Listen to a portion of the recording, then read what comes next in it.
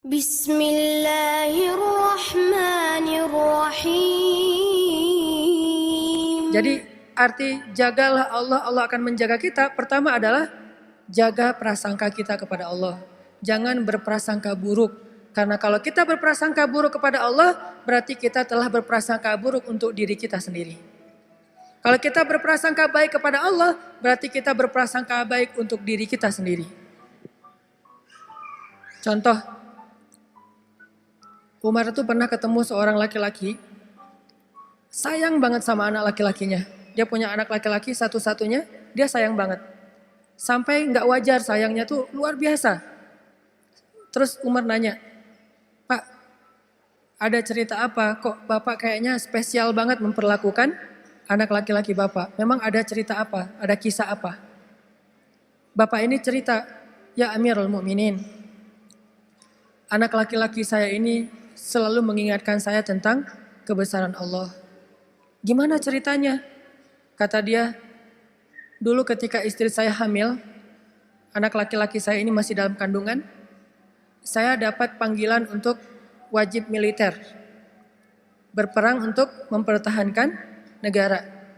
Kayak kita dulu melawan penjajah Belanda, Portugis, Jepang. Saya dapat panggilan wajib militer, jihad kalau bahasa Indonesia, bahasa Arabnya. Saya dapat panggilan jihad. Cuman saya galau. Kalau saya pergi berjihad, saya harus meninggalkan istri saya dalam keadaan hamil tua dan tidak punya keluarga yang akan merawatnya. Tapi kalau saya jaga istri saya, berarti saya menolak panggilan negara untuk menjaga keutuhan negara saya. Itu kewajiban, wamil." Lalu saya minta pendapat istri saya, "Mah, Papa berangkat ya?" Istrinya ngeluh, "Pak, kan Papa selama ini gak pernah absen dalam jihad, gak pernah absen dalam wamil. Setiap panggilan untuk membela negara, Papa pasti datang. Mulai dari pramuka sampai perang beneran. Selalu datang tuh.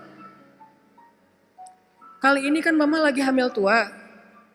Sekali-kali minta izin kepada komandannya untuk jaga Mama. Mama gak punya siapa-siapa di rumah, keluarga kita gak punya. Mungkin merantau kali ya. Satu-satunya pekerjaan kita cuma jualan warung Padang misalnya." Gak lucu.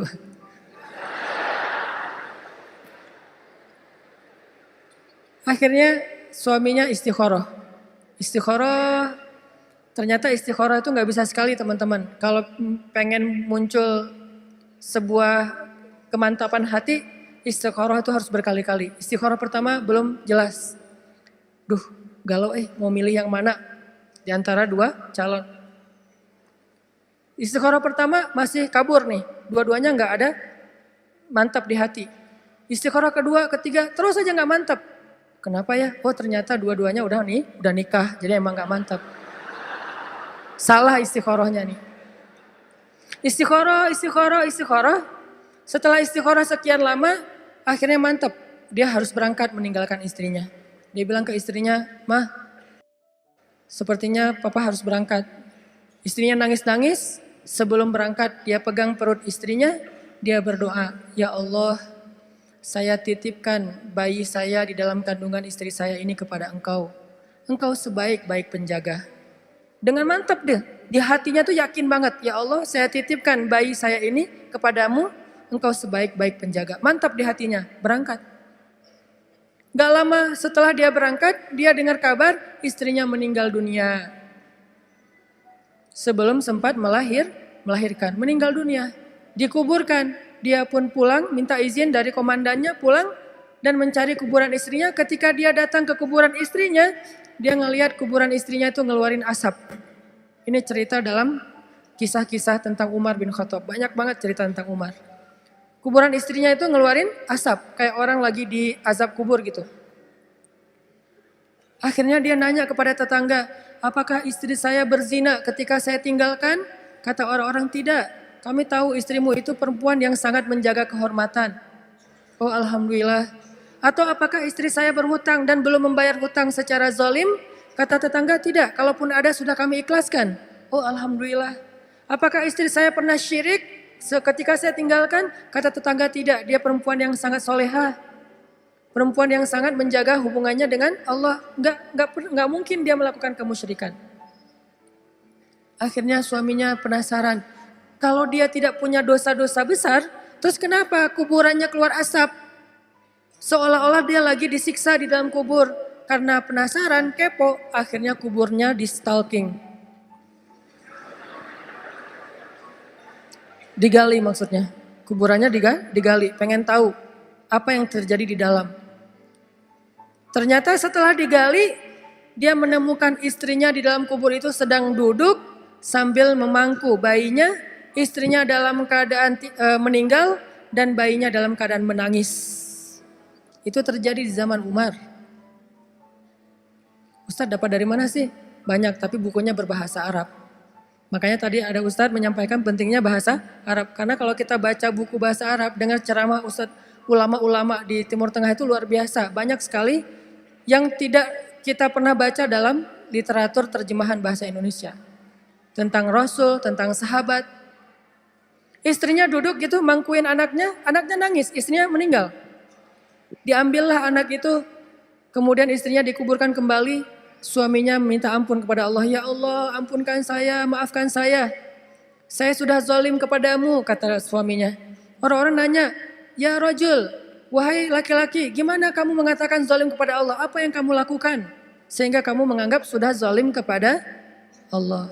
Kata dia, ya ketika saya pergi meninggalkan rumah, saya mengusap perut istri saya katakan, ya Allah, saya titipkan bayi saya kepadamu, engkau sebaik-baik penjaga. Saya enggak katakan bayi dan ibunya, tapi saya katakan bayinya saja. Secara spontan, waktu itu dalam hati saya berpikir, dah kalau ibunya bisa jaga diri. Orang sudah dewasa. Jadi tidak terlalu mengkhawatirkan ditinggalkan juga masih bisa cari makan sendiri. Sedangkan bayi ini masih lemah. Sehingga secara tidak sengaja saya berpikir bayi saya itu harus dititipkan. Sedangkan ibunya jangan, dia bisa jaga sendiri.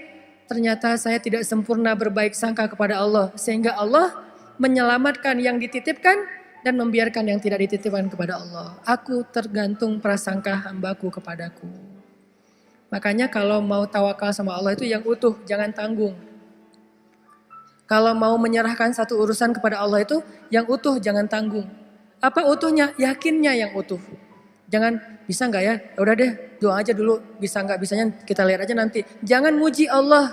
Jangankan Allah, hamba aja, ulama aja kita enggak boleh muji. Salah satu adab dalam mencari ilmu itu apa teman-teman? Tidak boleh bertanya kepada ulama, kepada guru, pertanyaan yang tujuannya hanya untuk menguji keilmuan guru.